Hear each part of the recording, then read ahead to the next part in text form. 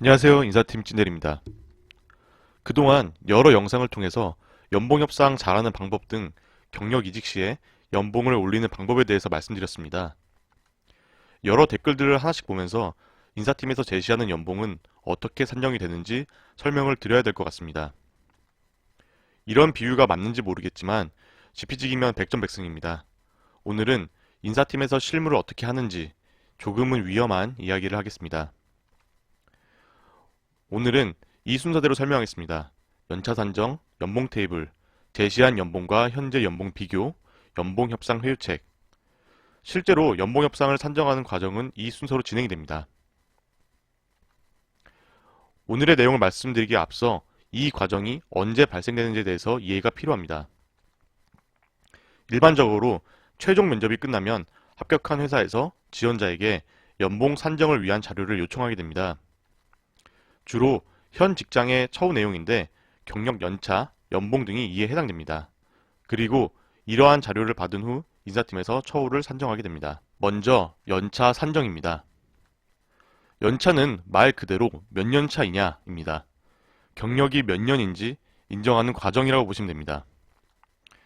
흔히 우리가 알고 있는 대리 3년차, 과장 5년차 등이 이에 해당됩니다. 경력 인정은 내 경력을 100% 인정하는 경우가 많지만 아닐 수도 있습니다. 또한 대부분의 기업에서 학력이나 경력 사항은 경력으로 인정하기도 합니다. 일부 기업은 남성의 군필을 경력으로 산정합니다. 예시를 드리겠습니다.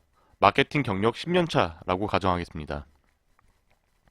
그리고 합격한 회사에서 직급 구조가 사원 4년, 대리 4년, 과장 5년, 차장 5년, 부장 5년이라고 하겠습니다. 이 경우 경력 10년차는 과장 2년차가 됩니다. 경력이 10년이기 때문입니다. 그런데 만약 이 사람이 석사이고 우리 회사에서 석사는 2년을 경력도 인정해준다고 하면 경력 12년차, 즉 과장 4년차가 됩니다. 만약 회사에서 캐드 자격증이 있는 사람을 1년 더 인정한다라고 하면 과장 2년차 플러스 1년 하여 과장 3년차가 됩니다. 또 같은 예시에서 우리 회사가 군필자는 1년 더 인정해준다 라고 하면 과장 2년차 플러스 1년인 자격 플러스 군필 1년, 즉 과장 4년차가 됩니다. 중요한 것은 경력을 100% 인정해 주는지입니다.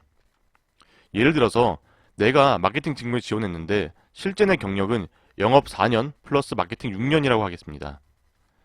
지원한 회사에서 지원한 직무의 경력은 50%만 인정한다 라고 하면 영업 4년에 나누기 2인 2년 플러스 마케팅 6년, 즉 8년, 대리 4년차가 됩니다.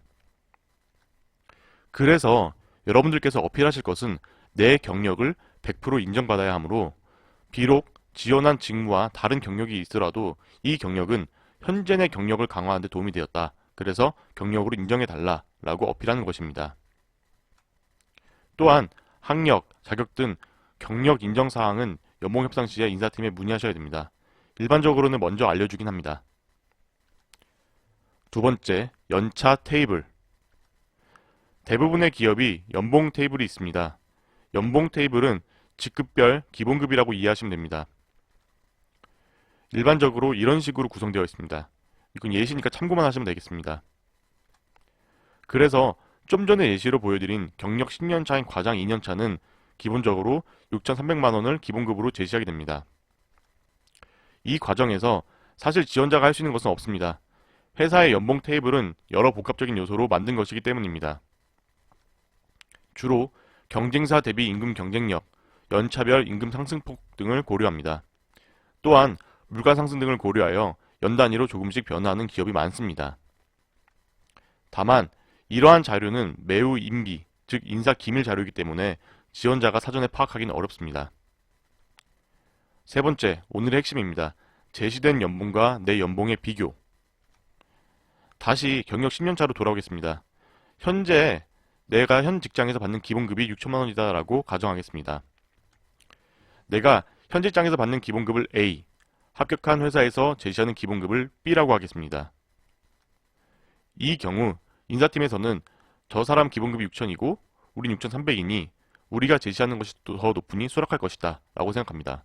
그리고 제 경험상 많은 지원자들도 이를 수락하는 게 일반적입니다. 물론 내가 생각하는 금액이 더 있을 시에는 어필해 보시기 바랍니다. 방법은 상단 링크된 영상을 참고하시면 됩니다. 두 번째 케이스입니다. A가 B보다 크지만 비슷한 경우. 반대로 A가 B보다 클 수도 있습니다. 즉, 현재 연봉이 제시된 연봉보다 높습니다. 이런 경우는 많이 발생하고 인사팀 입장에서 약간 난감한 케이스입니다. 이럴 경우에 인사팀에서는 회사의 장점과 복지 등을 이유로 지원자를 설득합니다. 지원자가 설득당하면 B로 입사하게 됩니다. 만일 B로 설득이 안되면 채용이 진행되지 않거나 약간 더 검토하게 됩니다. 기본급을 약간 인상시킨다거나 다른 플러스 알파를 반영하게 됩니다. 다른 영상에서도 말씀드린 것처럼 합리적인 사유로 배짱을 부리는 것이 좋습니다. 다만 인사팀 입장에서 합리적인 사유가 아니라면 기본급 B로 입사를 시키려고 시도하게 됩니다. 세 번째 케이스입니다. A가 B보다 월등히 높은 경우. 이러면 난감한 케이스입니다. 지원자가 입사 포기를 할 수 있는 상황이기 때문입니다. 이 경우 기본급을 올리거나 플러스 알파를 고민하게 됩니다. 위의 경우에서 제시한 기본급 6,300에서 어떤 비중으로 올리거나 정액으로 기본급을 상승시키게 됩니다. 그래서 6,500, 6,700 등 A에 근접하게 혹은 A보다 약간 높게 제시를 합니다. 기본급은 일반적으로 누적하여 상승하고 있기 때문에 초기에 기본급을 잘못 세팅하면 문제가 많이 발생합니다. 그래서 인사팀 입장에서는 기본급을 올리는데 많은 부담을 갖고 있습니다. 그래서 다른 플러스 알파를 제시하여 지원자가 납득하도록 유도합니다. 네 번째, 연봉협상 회유책. 방금 말씀드린 플러스 알파에 대한 이야기입니다. 기본급을, 즉 연봉 테이블은 그대로 유지하면서 인재를 모셔오기 위해 무언가 더 제시하는 것입니다. 많은 경우가 사이닝 보너스, 이것을 제시하게 됩니다. 일시금을 지급하여 연봉을 맞추는 과정이라고 보시면 됩니다. 예시 기준으로 예를 들어 A가 8천만 원이었다 라고 하면 B를 6,300만 원으로 두고 사이닝 보너스를 2천만 원으로 설정하여 지급한다 등 이런 것들이 해당이 됩니다. 여러분들께서 아셔야 할 것은 사이닝 보너스는 일반적으로 기본급이 아니므로 연봉 상승 시 반영이 되지 않습니다. 즉 베이스 샐러리가 아닙니다. 말 그대로 일시금입니다. 또한 의무 근속 기간을 설정하는 경우가 많습니다. 예를 들어서 사이닝 보너스가 2천만 원을 지급하되 3년 이내 퇴직할 시에는 근속에 따라서 사이닝 보너스를 환수한다 등 단서 조항을 붙이게 됩니다. 즉 3년 이내 퇴직 시에 사이닝 보너스 일부를 포기하게 됩니다. 이것을 입사 시점에 한 번에 주는 경우도 있고 단연간 나눠서 매년 지급하는 경우도 있습니다. 또한 요즘 핫한 우리 사주도 이에 해당됩니다. 주로 성장 정도가 큰 회사에서 지급하고 있으며 상장하면서 오른 주식의 가치를 보너스 개념으로 지급하는 것입니다.